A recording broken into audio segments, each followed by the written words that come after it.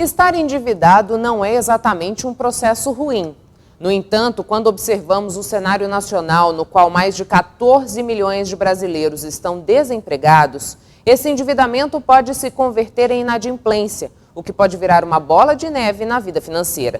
Sobre esse assunto, eu converso com o especialista em educação financeira, Reinaldo Domingos. Quais são os fatores que acabam levando as famílias a se endividarem?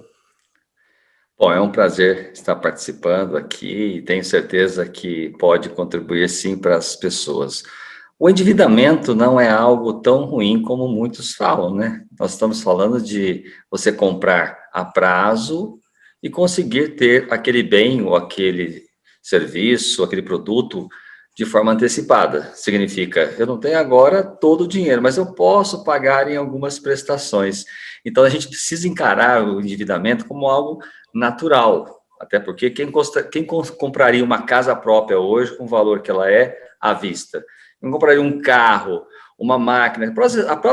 As próprias empresas hoje têm dificuldade de comprar à vista por falta de caixa. Então, o grande ensinamento é, na educação financeira, que o endividamento sustentado, controlado e consciente realiza sonhos e propósitos em nossas vidas. Agora, é lógico, nós temos aí um problema que quando eu uso demais, a mesma coisa, se eu pegar esse copo d'água e encher muito, vai transbordar. Exatamente esse aspecto da gente usar em muita quantidade o nosso próprio crédito, ou seja, exagerar nesse crédito, significa eu ficar inadimplente, perder o controle, ficar com o nome sujo, isso tudo tem levado praticamente 80, 90 milhões de brasileiros a essa situação. Por isso, o endividamento todo mundo tem esse temor do endividamento, mas ele, se for de forma sustentável, ele fica muito bacana. De que horas, que eu preciso me atentar que esse endividamento pode virar uma condição de inadimplência, né? E qual é o contexto que vira uma bola de neve aí, Reinaldo? Muito legal essa pergunta, e quando a gente vê o endividamento subir, né, e as prestações, as quantidades de prestações, uma relação muito simples para você ficar atento. Então, imagine que você tem lá um ganho, vamos falar um exemplo simbólico, de R$ 3.000, e você está tendo agora a necessidade de comprar alguma coisa, seja à vista, seja a prazo. Vamos imaginar que você comprou à vista um valor de 3 mil, você gastou 1.500, você ficou com 1.500 para poder usar. Quando você vai para o endividamento, aquele mesmo 1.500, você fala assim, vou pagar isso aqui em 10 parcelas de 150. Então, você fica com um poder de compra maior. Você tem 3 mil, gasta por mês 150, o seu poder aquisitivo ainda continua forte. O problema é, quando eu começo a somar mais 150, mais 300, mais 500, e aí aquele 1.500 que era para ser, por exemplo, algo que, se eu quisesse dividir, seria legal, só que eu somei várias outras prestações, e somando essas prestações, deu 1.500 só de prestações. Aí, eu estou comprometendo, praticamente, somando todas 1.500, eu tenho aí 1.500 comprometidos, às vezes, por meses, até mesmo anos. Isso é o problema, porque quando eu tenho essa capacidade de pagamento comprometida para os próximos meses, eu começo a ter problemas de saldar esses compromissos. E, lógico, junto com esse endividamento, eu tenho o meu cotidiano, o meu pagamento, luz, água, telefone, supermercado, padaria, farmácia, esse momento que todo mundo teve uma jornada, às vezes, de trabalho reduzida, então o meu salário diminuiu, ou muitos perderam os seus trabalhos. Isso tudo vem ocasionando o quê? Na inadimplência, porque eu não tenho como, entre eu comprar o supermercado para me alimentar, fazer lá as compras de casa, pagar energia, água, aluguel ou a prestação da casa própria, eu vou deixar de pagar algumas coisas. Chamamos isso de inadimplência, pessoas que perdem a capacidade de pagar em dia. A gente está aqui falando de endividamento, que o endividamento descontrolado pode virar aí uma inadimplência. Qual é o impacto econômico disso para o país? O endividamento para o país é uma dádiva. Nossa, você vai falar assim, aí caiu a casa de vez, né? Vamos olhar para o primeiro mundo, vamos mergulhar para o mundo dos Estados Unidos. 99% da população dos Estados Unidos vive do endividamento, na casa própria, no carro, tem crédito rotativo nos seus cartões, não tem parcelamento nos seus cartões, mas tem crédito rotativo. Uma pesquisa, não sei o quanto ela foi, mas não é muito antiga, os americanos viram com um cheque, com praticamente o cartão de crédito no seu limite negativo de 10 a 15 mil dólares. Então, ele é uma pessoa que fica muito no aspecto de endividamento. E a qualidade de vida dos Estados Unidos não é ruim assim. Então, peraí, será que o endividamento é ruim? Será que ele compromete? Não compromete, desde que seja consciente. Eu vou dar um exemplo aqui para ficar bem claro para quem está nos assistindo agora nesse momento. Você tem uma casa própria que quer comprar, que vale a 100 mil reais. É lógico, a casa vale um pouco mais, principalmente aqui no Mato Grosso, né? Eu tenho aí casas que custam muito mais, mas vamos pegar simbolicamente uma casa de 100 mil reais. E eu tenho um dinheiro que eu venho acumulando e tenho 100 mil reais para comprar essa casa própria. Ou seja, casa própria vale 100, eu tenho 100 mil. Compro à vista e fico sem dívida ou não? A resposta para quase todos, imagina, compra à vista, fica sem dívida? A orientação é a seguinte. Em primeiro lugar, vamos fazer algumas simulações. Se eu der 20% de entrada nessa casa própria, eu vou gastar 20 mil e vou ficar com 80 mil guardado. E eu posso olhar para a prestação nesses 80 mil, fazendo 30, 90, fazendo 10 anos, 20 anos, 30 anos de prestação, desde que ela caiba no meu orçamento com tranquilidade, eu posso ter os dois sonhos, né? Um de estar capitalizado com 80 mil desse lado, e o outro que eu tenha a casa própria para entrar e deixar de pagar aluguel. Esta é uma situação extremamente importante, que o endividamento fica como o nosso aliado e não como o nosso inimigo. Mas eu ficar com uma prestação de 20, 30 anos, por que não? Tem hoje o sistema, né, o saque, que é o sistema que vai diminuindo as prestações, o impacto cada vez fica menor dentro do seu mensal, do seu orçamento, do seu salário. Esse é o caminho para você ter uma dívida sustentável. Por que não usar o cartão de crédito? Vamos pegar um caso mais simples agora. Cartão de crédito. Eu tenho lá um cartão de crédito que tem um limite de 3 mil reais, eu ganho 1.500, mas eu tenho um limite maior, não tem problema nenhum. Olha só, eu posso ir no meu cartão de crédito e olhar para aquela promoção que está tendo lá, de um preço que já está com a promoção, 10%, ou até vamos para Black Friday, vamos lá para novembro, vamos mergulhar para novembro, 50% daquele produto, que era 1.000 reais, passou a ser 500, e eu tenho um valor agora de 500, e eu estou com 50% de desconto. Lógico, para pagar à vista, mas eu também posso pagar em 10 parcelas de 50 reais. Ora, eu pego 500 reais, guardo 500 reais e vou pagar 50 reais. Eu já tive 50% de desconto. Então, a orientação na educação financeira, inclusive pela metodologia de SOP, no meu livro Terapia Financeira, eu falo isso claramente. Sempre busque pelo preço à vista e prorrogue esse pagamento, ou seja, parcele esse pagamento dentro das suas possibilidades, do seu orçamento financeiro futuro. Aí você está fazendo realmente a lição de casa correta.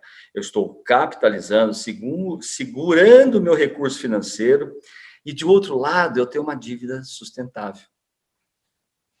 Rinaldo, a gente já entendeu que o endividamento é uma forma de girar a economia daquele local, do país, do estado, enfim. Mas a gente tem um outro problema aí, que é o número de pessoas que estão desempregadas no nosso país. Como você colocou, agora, durante a pandemia, teve um maior índice de desocupação também, a gente passou dos 14 milhões. Quando a gente observa esse número de pessoas desempregadas e, teoricamente, sem uma renda fixa e o endividamento, isso preocupa? Claro que sim, né? Toda vez que você perde o controle ou a capacidade de pagamento, você transforma-se numa pessoa que está negativada no SPC, no Serasa, em todos os órgãos de créditos, né? Que pode tirar você a possibilidade de fazer um financiamento ou comprar alguma coisa a prazo. É lógico que o país, ele sofre essas consequências porque o consumo vai cair, porque se eu não tenho crédito, automaticamente as pessoas vão comprar menos. Quando elas compram menos, o comércio vende menos, os serviços vendem menos, a indústria produz menos. Em consequência de tudo isso, a empregabilidade também acaba aumentando, então o desemprego aumenta, e esse é um ciclo, né, praticamente lindo, né, uma engrenagem maravilhosa. Por isso eu falo que dos dois lados nós temos que olhar, que é o negócio versus família. A família está aqui, ela busca por um empreendedorismo dela, seja eu sendo dono de um negócio, sendo empregado, sendo CLT ou servidor público, como importa, e daqui eu vou para a empresa, me emprego, ou eu presto serviço aqui na empresa, eu sou empreendedor, e na empresa eu posso ser dono dela, receber prolabore, lucro, ou posso ter também uma função de seletista, ter salário, ou de qualquer que seja uma entidade pública ou instituição pública, eu vou ter lá também salário, ou até mesmo dividendos, recebendo lucro sobre aquela empresa PLR. E volta esse dinheiro para a família. Olha só, família, capitalização aqui, venho na empresa, venho para os meios de receber esse recurso para a família poder ter sustentabilidade. Se essa engrenagem aqui para de funcionar, automaticamente o desemprego vai realmente subir e com isso vem a fome, vem a ausência de sustentabilidade, vem realmente o aumento de latrocínios, e aí vai para um caminho realmente das necessidades que as pessoas às vezes não entendem, mas nós precisamos romper esse ciclo de uma forma que ele não possa ser quebrado aqui dentro desse processo. Por isso a educação financeira, por ser uma ciência humana, comportamental, os hábitos, o comportamento, leva essas pessoas a fazer um pensar diferente antes de gastar. Nós temos hoje, Michele, um excesso de gastos nas nossas empresas, nas nossas famílias, que perfazem de 20% a 50% desnecessariamente. Por quê? Porque é cômodo deixar a lâmpada acesa, a geladeira aberta, tomar um banho mais longo, comprar supermercado sem um critério de uma lista, sem saber exatamente o que eu quero em quantidades, não respeitando o meu limite do meu orçamento financeiro. Essa engenharia da educação financeira é algo muito ligado à família, por isso que a família tem que estar unida para entender, para a gente desperdiçar menos, reduzindo os excessos, aí começa a ter o dinheiro na sua mão, e uma coisa que a gente coloca na educação financeira, que é o ingrediente chamado sonhos, propósitos, desejos. Se eu não tenho sonhos, mesmo eu tendo dinheiro, eu sou uma pessoa pobre. Então, a gente precisa começar a ter o sentido da vida. O sentido da vida são sonhos. Você frisou várias vezes durante essa nossa conversa a importância dessa educação financeira. Reinaldo, eu acho que muitas vezes a gente deixa isso passar batido e não se atenta a esse cuidado, a esse conhecimento tão necessário no dia a dia. A partir de que ponto a gente pode começar a ensinar, por exemplo, às crianças a educação financeira? Como assim, 2, 3, 4, 5 anos, uma criança aprender educação financeira com essa idade sem ainda estar alfabetizada? É por isso que ela é comportamento, por isso que ela é um hábito. Se eu chegar para uma criança, vou pegar aqui um cofrinho fácil, se eu chegar para uma criança e falar assim, o que você guarda aqui dentro? O que a criança vai falar, Michele? Moeda. Então, nós ensinamos uma outra coisa, porque se ela colocar moeda aqui, do mesmo jeito que ela colocou, ela vai abrir e tirar e gastar. Nós temos que ter motivos. Aqui dentro se guarda sonhos. Na educação financeira, a criança aprende muito mais fácil quando ainda antes de ser alfabetizada do que já sendo alfabetizada.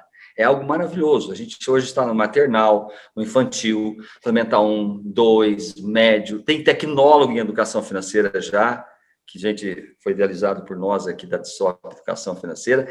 Temos pós-graduação, temos mestrado e temos doutorado. Então, é uma ciência viva, real, e hoje tem franquias de educação financeira. As pessoas ainda não se acordaram com relação a esse grande conhecimento. Por isso, uma criança, quanto mais cedo, mais instruído o cognitivo dela, estruturado, eu dou 2 moedas para uma criança, uma tem que vir aqui para os sonhos, a outra pode ir para o consumo. Chamamos isso de equilíbrio entre o ser e o ter, e nunca dar apenas e tão somente um cofrinho. Aí tem um outro ponto, tem um lá atrás, que aquele é o longo, esse aqui é o médio, e esse aqui é o curto. A gente coloca o tamanho porque tem sentido no comportamento dela e até nas atitudes dela. Mamãe, mas esse aqui é muito pequeno. é por sonhos mais curtos, mais rápidos, você enche mais rápidos. Não, então você coloca um sonho que custa menos aqui, um sonho que custa mais aqui, e um sonho de longo prazo, curto, médio e longo. Essas questões, elas nunca foram abordadas dentro de uma sala de aula, e muito menos dentro das nossas famílias. Então, como nós estamos aqui num programa família, um programa que trabalha muito o aspecto de saber o que fazer, eu sempre recomendo, eduque-se financeiramente para você educar uma criança. Você pode se educar junto com essa própria criança. O maior problema hoje das pessoas é elas não se atentar perante a essa situação que ela está vivendo. Eu sempre falo que as famílias podem estar em 4 situações, né? Dentro da educação financeira. Eu posso estar super endividado, aquele inadimplente que nós falamos.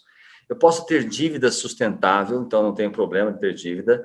Eu posso ter o equilíbrio, chamado equilibrado financeiramente, e eu posso ter famílias investidoras. Onde nós temos mais pessoas? No super, no endividamento ou no equilibrado? No equilibrado. Por incrível que pareça, o equilibrado é o mais grave para nós. Porque aquela de conforto, eu ganho 3, gasto 3. Está tudo bem. Nossos avós e pais se apoiaram em cima do equilíbrio e se deram muito mal, porque não tinham reservas financeiras. Qual é o problema da pandemia que nós entramos agora? Mas não foi diferente de 2008. Nós só temos agora a crise, né, sanitária, mas a crise de 2008 financeira foi muito próxima a essa. Nós tivemos o problema das pessoas perderem o trabalho, redução de jornadas, ou seja, empregabilidade comprometida, mas isso não é só o que nós temos que olhar. A crise sempre existiu. Antes da pandemia, nós tínhamos 60 milhões de inadimplentes.